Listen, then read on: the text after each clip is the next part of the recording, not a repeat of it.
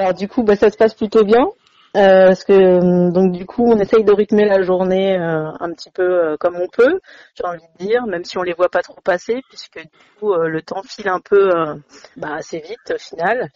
Donc le matin c'est les devoirs, en essayant de prendre du plaisir et puis en essayant de s'amuser et sans trop se prendre la tête autour des exercices que les maîtresses peuvent donner. Et puis après c'est le boulot. Le boulot, c'est prendre le temps de voir un petit peu comment tout le monde va. Et puis là, je dirais que la journée passe à une vitesse un peu vite. Souvent, on regarde l'heure et puis on se dit mince, il est déjà 2 heures, va peut-être falloir penser à manger. Et puis il est 19 heures et puis la journée doit se finir. Les enfants commencent à s'impatienter et réclament un petit peu l'attention de maman. Et puis voilà, on termine souvent sur des jeux de société, des petits moments un peu partagés, et puis la journée se termine un petit peu comme ça. Donc ça se passe plutôt bien. Je fais pas trop de sorties, moi je suis à la campagne, donc du coup on essaye de sortir le moins possible. Donc voilà, pour le moment on se tient à une sortie par semaine. Voilà, donc pour faire les courses, juste le strict nécessaire, et puis après on revient. Après on a la chance d'avoir des voisins, de pouvoir échanger à travers les haies, les différentes haies, voilà, pour prendre un peu des nouvelles de chacun. Et puis il y a une espèce de solidarité qui se met dans le village autour de, tu vois, des besoins de première nécessité, par exemple le partage des œufs, ou on a des voisins qui ont des poules qui font profiter le voisinage, le lait. Donc du coup, on s'organise un petit peu comme ça, et je trouve qu'il y a des belles solidarités qui sont mises en avant, et c'est assez intéressant de connaître ses voisins aussi à travers le confinement. Pour moi, le confinement, c'est quelque chose de nouveau. Ce sentiment de privation de liberté, mais privation de liberté collective, ce qui est pas exactement, de mon point de vue, exactement la même chose qu'une privation de liberté individuelle. Ce sentiment de se retrouver tous dans le même bateau, et une obligation d'être solidaire. Là, c'est pas un choix, c'est pas, tiens, il y a les gens qui habituellement le sont et ceux qui ne le sont pas, c'est que tout le monde doit l'être. Pour s'en sortir, tout le monde doit l'être.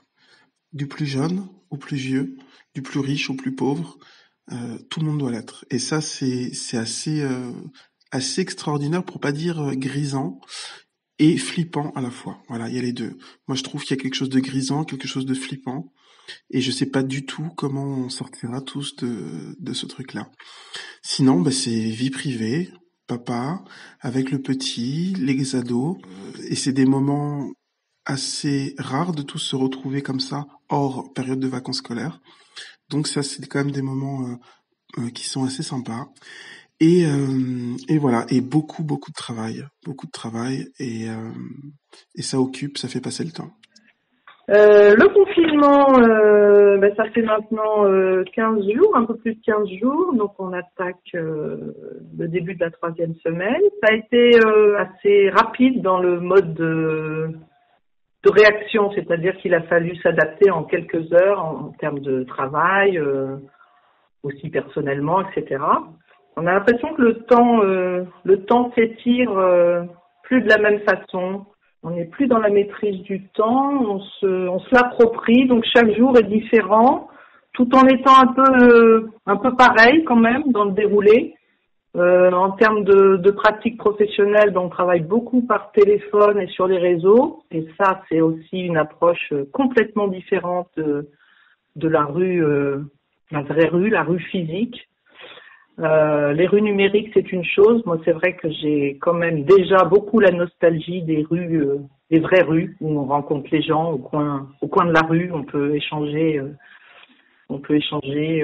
Là, les rencontres sont complètement différentes, et puis il y a beaucoup de peur, beaucoup de craintes, beaucoup de questions, et donc les échanges téléphoniques sont essentiellement orientés sur des thématiques autour du corona, pour ne pas le nommer. Voilà, donc c'est une adaptation qui se fait chaque jour, et qu'il faut durer dans le temps. Donc voilà, heureusement on est une équipe très soudée, et ça je pense que c'est important de le dire et de le redire, et voilà, donc le point positif aussi, c'est que les temps de trajet et de transport sont beaucoup plus infimes.